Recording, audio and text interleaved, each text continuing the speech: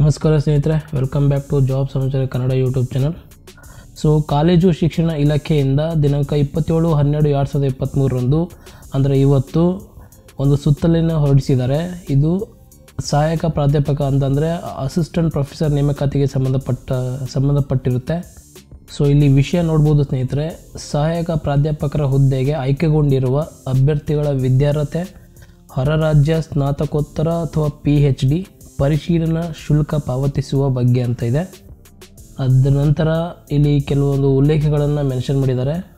ಸೂಚಿತ ವಿಷಯಕ್ಕೆ ಸಂಬಂಧಿಸಿದಂತೆ ಉಲ್ಲೇಖ 1ರ ಸರ್ಕಾರಿ ಅಧಿಸೂಚನೆಯನ್ವಯ ಕರ್ನಾಟಕ ಪರೀಕ್ಷಾ ಪ್ರಾಧಿಕಾರದ ಮೂಲಕ ವಿವಿಧ ವಿಷಯಗಳ ಸಹಾಯಕ ಪ್ರಾಧ್ಯಾಪಕರ ಹುದ್ದೆಗೆ ಆಯ್ಕೆಗೊಂಡಿರುವ ಅಭ್ಯರ್ಥಿಗಳ ನೇಮಕಾತಿ ಅರ್ಹತೆ ಸಂಬಂಧ ಉಲ್ಲೇಖ 2ರ ಸರ್ಕಾರದ ಪತ್ರದಲ್ಲಿ ನೀಡಿರುವ ನಿರ್ದೇಶನದ ಮೇರೆಗೆ ಪರಿಶೀಲಿಸಲಾಗುತ್ತಿದೆ. ಈ ಸುತ್ತೋಲೆಯೊಂದಿಗೆ ಲಗತ್ತಿಸಿರುವ ಒಟ್ಟು 72 ಅಭ್ಯರ್ಥಿಗಳು ಹೊರ ರಾಜ್ಯದ ವಿಶ್ವವಿದ್ಯಾಲಯಗಳಲ್ಲಿ ಸ್ನಾತಕೋತ್ತರ ಅಥವಾ PhD ಪದವಿ ಪಡೆದಿದ್ದು, ಸದರಿ ಪದವಿಗಳ ದಾಖಲೆಗಳ ನೈಜತೆಗಾಗಿ ತಗಲುವ ಶುಲ್ಕವನ್ನು ಸಂಬಂಧಪಟ್ಟ ಅಭ್ಯರ್ಥಿಗಳು ಭರಿಸಬೇಕಾಗಿರುತ್ತದೆ.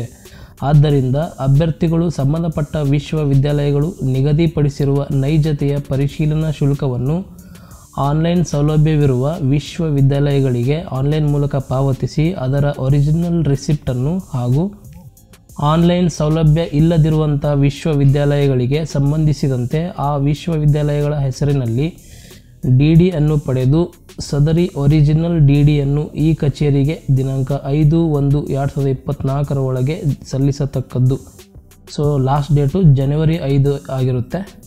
ಅಭ್ಯರ್ಥಿಗಳು ಸಲ್ಲಿಸುವ DD ಅಥವಾ ಚಲನ್ ಸಂಬಂಧಿಸಿದ ವಿಶ್ವವಿದ್ಯಾಲಯಗಳು ನಿಗದಿಪಡಿಸಿರುವ ಶುಲ್ಕಕ್ಕೆ ತಾಳೆಯಾದಲ್ಲಿ ವಿಶ್ವವಿದ್ಯಾಲಯಗಳಿಂದ ನೈಜತೆ ಪ್ರಮಾಣಪತ್ರ ಪಡೆಯಲು ಈ ಕಚೇರಿಯಿಂದ ಕ್ರಮ ವಹಿಸಲಾಗುವುದು.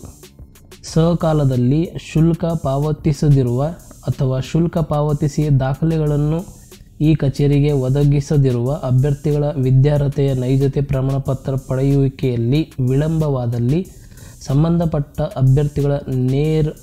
ಅಭ್ಯರ್ಥಿಗಳೇ ನೇರ ಹೊಣೆಯಾಗಿರುವರೆಂದು ಈ ಮೂಲಕ ಸೂಚಿಸಲಾಗಿದೆ. ಆಯುಕ್ತರು, ಕಾಲೇಜು ಮತ್ತು ತಾಂತ್ರಿಕ ಶಿಕ್ಷಣ ಇಲಾಖೆ.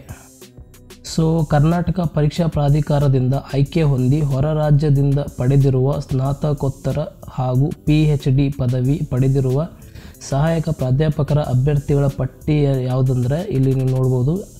ಯಾರೆಲ್ಲ 72 ಜನ ಇದ್ದಾರೆ ಈ ಲಿಸ್ಟಲ್ಲಿ ನೀವು ನೋಡ್ಬೋದು.